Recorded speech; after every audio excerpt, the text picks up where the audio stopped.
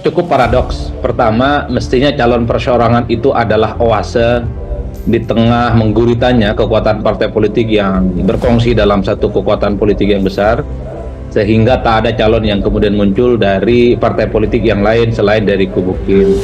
Kenapa saya sebut sebagai oase? Karena memang calon perseorangan ini adalah antitesa dari bagaimana publik dan calon itu menganggap partai politik adalah sesuatu yang sebenarnya agak jauh dari perjuangan demokrasi. Dalam konteks itulah mestinya kita ini senang, gegap gempita karena ada calon perseorangan yang kemudian secara verifikatif mampu menjadi penantang dan kontestan di satu pilkada yang menurut saya cukup spektakuler di Jakarta. Unfortunately, cuman kita agak sedih kalau kemudian calon perseorangan itu yang kita harapkan sebagai bagian dari pembangunan demokrasi yang sehat dalam proses pencalonannya juga menggunakan cara-cara yang tidak elok, menggunakan cara-cara yang anti demokrasi, dan jelas ini sangat anti etika dan tentu saja kita sangat layak untuk mengutuk ini semua.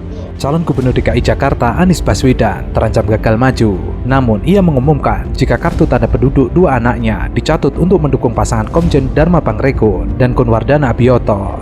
KPU Provinsi Jakarta mengumumkan jika pasangan independen tersebut telah lolos verifikasi faktual tahap kedua sehingga dipastikan ikut kontestasi pada pemilihan Gubernur Jakarta 2024. Hanya saja, sebagian pihak meragukan keabsahan verifikasi KTP dukungan untuk pasangan Dharmakun. Malahan sebagian warganet mengunggah tanggapan layar jika KTP mereka dicatut untuk mendukung pasangan Dharmakun.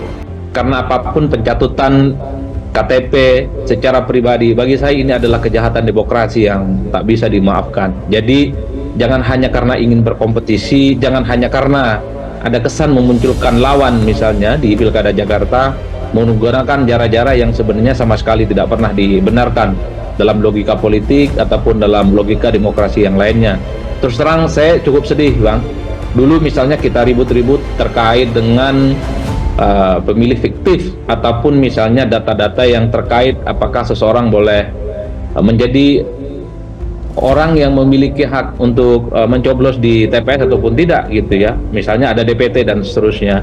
Tapi kita juga tahu hari ini ternyata pencatutan itu adalah pengulangan bagaimana manipulasi terkait dengan pemilih itu juga terjadi justru di tengah kemerdekaan dan demokrasi kita tumbuh berkembang dengan baik. Dulu misalnya persoalan DPT itu ada orang yang sudah meninggal tapi kemudian dia punya hak suara dan digunakan oleh orang yang lain.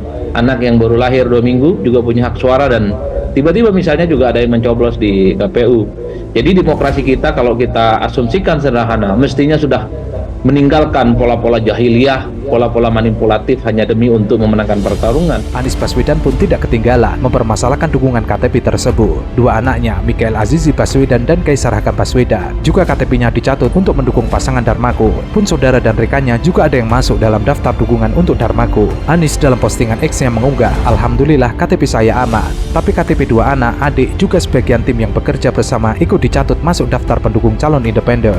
KPU Provinsi Jakarta telah meloloskan pasangan Dharmakun setelah berhasil mengumpulkan KTP sebanyak 677.468 dukungan KTP untuk menjadi pasangan cagup dan cawagup melalui jalur independen pada Pilgub DKI Jakarta.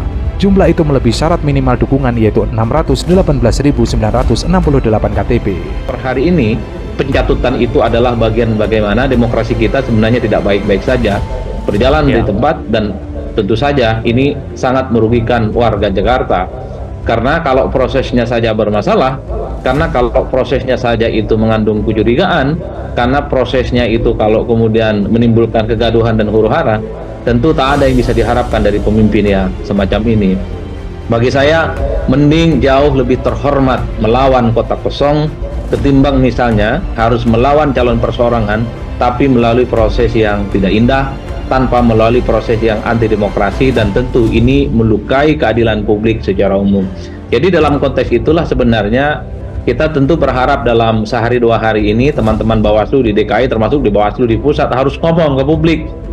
Jangan seperti tak ada persoalan apapun yang cukup serius. Semua orang sudah mulai teriak bagaimana pencatutan KTP yang dilakukan secara ilegal. Ini jelas jahat bagi demokrasi dan tentu saja kita tidak bisa berdiam dalam konteks itu.